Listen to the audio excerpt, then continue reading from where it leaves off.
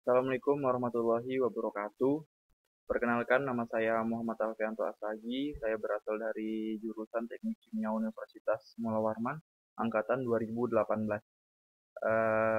Ini ialah untuk memenuhi tugas mata kuliah K3, yaitu tentang P3K atau yang sering kita kenal dengan pertolongan pertama pada kecelakaan. Ya, di sini saya mengangkat tentang jenis kecelakaan yaitu luka tusukan. Langsung saja kita masuk ke pembahasannya. Ya, pertolongan pertama pada kecelakaan atau P3K.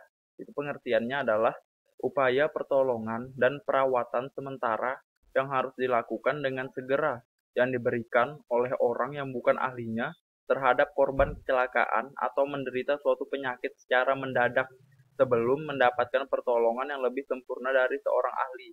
Seorang ahli di sini disebutkan ialah dokter atau petugas kesehatan yang berada di puskesmas atau rumah sakit atau paramedik sejenis itu. Terus untuk pembahasan intinya tadi, apa itu luka tusukan? Nah, tadi kan saya mengangkat kecelakaannya jenisnya luka tusukan. Perlu kita ketahui luka tusukan itu apa atau seperti apa gitu kan. Jadi langsung aja kita masuk ke pengertiannya. Luka tusukan itu biasanya disebabkan oleh benda yang menembus kulit dan membentuk lubang kecil. Beberapa luka tusukan bisa sangat dalam tergantung sumber dan penyebabnya. Luka tusukan biasanya tidak banyak mengeluarkan darah tapi harus segera ditangani untuk mencegah infeksi.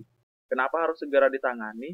Sebab tidak tahu kan terjadinya luka itu pasti ada bakteri yang masuk ke dalam luka tersebut sehingga lama-kelamaan jika tidak terlalu diperhatikan bakalan infeksi dan menimbulkan akibat yang sangat buruk nantinya begitu. Terus di sini saya menyebutkan ada penyebab luka tusukan. Saya mengangkat ini secara umumnya penyebab-penyebabnya itu antara lain ialah terjatuh, bisa saja terjadi luka tusukan, terus ada kecelakaan mobil, terus ada terkena pecahan kaca, ada tikaman, terus ada menginjak menginjak benda tajam atau paku dan jatuh menimpa benda tajam sehingga menimbulkan luka tusukan yang bisa mengenai permukaan kulit di bagian manapun pada tubuh manusia. Oke. Terus di sini saya mengangkat apa kemungkinan terburuk dari luka tusukan jika tidak ditangani dengan serius. Nah, jadi jika luka tusukan tadi tidak ditangani dengan serius, seperti yang eh, terinjak kaca, terinjak paku, tidak ditangani dengan serius, bakalan menyebabkan dampak yang lebih buruk. Seperti apa itu? Bisa kita lihat sebagai berikut. Nah, ini dampak terburuk luka tusukan. Dampaknya itu antara lain adalah infeksi pada luka. Nah, infeksi tadi disebabkan oleh bakteri yang masuk ke dalam belahan luka tadi, sehingga menimbulkan infeksi dan lama-kelamaan akan membuat itu semakin buruk begitu. Terus ada infeksi darah atau sepsis, terus kemungkinan terburuknya lagi ada amputasi. Amputasi ini kenapa bisa terjadi? Sebab jika tidak terlalu diperhatikan, luka itu tadi bakalan lebih parah sehingga organ-organnya mengalami kematian gitu. Jadi tidak ada harapan lagi yang jalan terakhirnya itu amputasi. Terus ada kehilangan fungsi organ, kerusakan saraf. Sama tadi jatuhnya nanti akan diamputasi sama ada kerusakan organ. Sangat buruk dampaknya.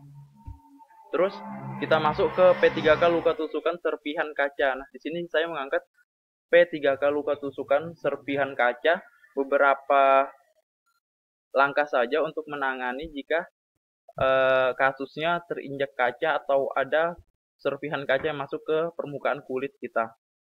Yang pertama di sini kita harus mencuci tangan dan kulit di sekitar luka dengan menggunakan sabun dan air. Nah, tujuannya dicuci ya satu-satunya ialah untuk menjauhkan bakteri dari luka tersebut sehingga tidak menimbulkan infeksi nantinya. Terus yang kedua di sini adalah sterilkan jarum dan jepitan atau pinset dengan merebusnya selama 10 menit atau dengan jalan membakarnya dengan korek api. Sama, steril. Jadi tujuan utamanya ialah membersihkan dari bakteri sehingga tidak ada bakteri yang masuk ke dalam luka begitu. Terus yang ketiga, bukalah luka dengan jarum dan cabutlah pecahan benda itu dengan jepitan. Ini ada dua dua contoh lah. Bisa kita menggunakan jepitan, bisa jika bendanya besar, bisa kita menggunakan benda yang jepitan lebih besar juga gitu. Terus langkah selanjutnya Bila pecahan telah keluar, pijit luka dengan hati-hati agar darah keluar sedikit.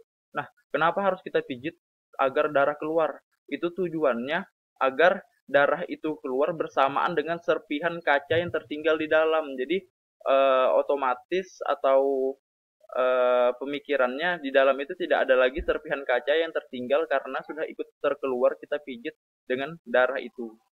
Terus yang terakhir, berilah obat merah lalu tutup dengan perban. Nah, fungsi obat merah sendiri kan sebagai antiseptik supaya tidak ada bakteri yang berkembang biak di dalam luka sehingga pengeringannya dapat dengan cepat teratasi begitu. Nah, mungkin sekian pemaparan saya tentang P3K untuk luka tusukan, yaitu tadi lebih terkhusus ke tusukan kaca. Saya kurang lebihnya mohon maaf.